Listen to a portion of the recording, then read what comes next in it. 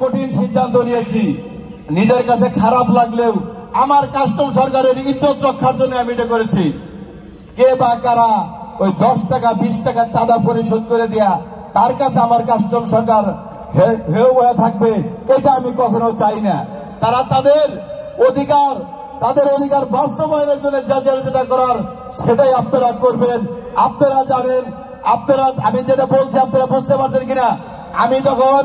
আমাদের যখন 2 মাস পার হয়ে গেছে, 2 মাস পার হয়ে যাওয়ার পরে আমি যখন আমাদের কাস্টম সরকার এখানে অনেকে উপস্থিত, আমি নাম ধরে বলতে পারি যে ভাই এই সপ্তাহে প্রস্তাব করে গেছে 50 টাকা 100 টাকা, তার মানে ওখানে গেলেই টাকা যদি লাগে, আমরা যখন বাধ্য হয়ে চিন্তা করলাম কি করতে পারি, তো আমরা ওইটা টেন্ডার নিয়েছে ইউসুফ সাহেবকে আমরা ডাকলাম যে আমাদের অন্তত তোমরা 2টা টয়লেট দাও, আমরা 1 লাখ টাকা দিব।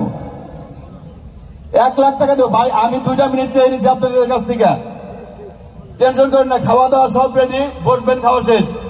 তখন আমি হিসাব করে দেখলাম অন্তত এই 1 বছরের ভিতরে 20 লক্ষ টাকা যাবে ওই টয়লেটের কারণে।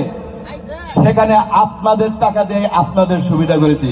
আমি আমার প্রত্যেক সম্পত্তিকে দেই নাই যে আমি ওইখানে আপনার ইউনিয়নের টাকা, আপনার সদস্য টাকা ওখানে দিয়ে আমরা 3.5 লাখ টাকার জন্য 1 বছরের জন্য ওইটা আমরা নিয়েছি। এটা কি আমরা অন্যায় করেছি? আপনাদের কাছে আমরা অন্যায় করেছি? মনে হয় করেছি, কারণ আওয়াজ পাই না। আচ্ছা, এটা করে দিয়েছি।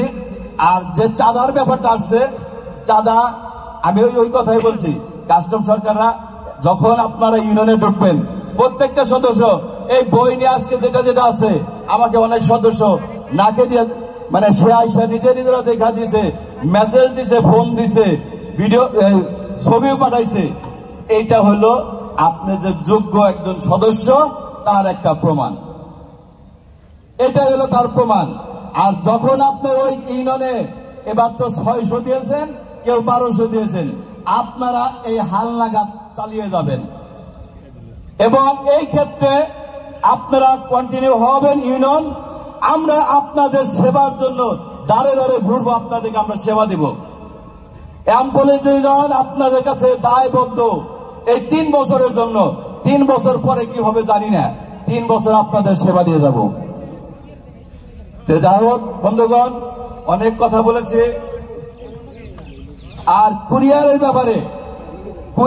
ব্যাপারে আপনারা যে সাড়া দিয়েছিলেন, সেই কারণে আমরা আজ পর্যন্ত ওইটা টিকে আপনাদের কাছে কৃতজ্ঞ যে আপনারা এইরকম ভাবে একটা আন্দোলন সংগ্রামে, আমার কাছে এমন লোকজন বলে ভাই মরতেও রাজি আছি, 207 নিতে রাজি নাই। অতএব আপনাদেরকে বলি, যত ধরনের প্রবলেম হবে আমরা চাবো এটা সলভ করার জন্য। যখন না পারবো তখন আপনাদের সহযোগিতা দেব। আপনারা পাশে থাকলে এমপ্লয়িজ ইউনিয়নের 30টা লোকই আপনাদের সেবার জন্য প্রস্তুত সব সময়, এটা মনে রাখেন। এবং আপনারা এখানে যারা আছেন বুকে হাত দিয়ে বলেন যে এমপ্লয়িজ ইউনিয়নে এদেরকে ডাকলে আমরা পাই না। বলতে পারবেন? আছেন এমন একটা ব্যক্তি? আমার মনে হয় না পারবেন, আমার সামনে এটা বলতে পারবেন না। সেটা সেই ছেলে মনে করেন নতুন হোক আর পুরান হোক, আমার নেতৃবৃন্দরা ডাকছেন যায় না, এরকম ইতিহাস নাই। আমরা এসেছি আপনাদের সেবা দেওয়ার জন্য। আমরা এই 3টা বছর সেবা দেব, সেবা দেওয়ার পরে যা হয় পরেরটা পরে, কিন্তু 3 বছর আপনাদের কামলা আমরা দিয়েই যাব। যাই হোক, অনেক সময় হয়ে গেছে। যাই কার্ডের ব্যাপারে সেক্রেটারি সাহেব অনেক কথা বলছে, যে আপনাদের কাছে আমি অনুরোধ করবো যে আমার সেক্রেটারি মহোদয় যে প্রস্তাবনাগুলো সমাপ্তি ঘোষণা করছি, আপনারা সবাই লাঞ্চ করবেন এবং লাঞ্চ করার পরে আপনাদের জন্য সাংস্কৃতিক অনুষ্ঠান আছে। আপনারা সাংস্কৃতিক অনুষ্ঠানটা শুনবেন।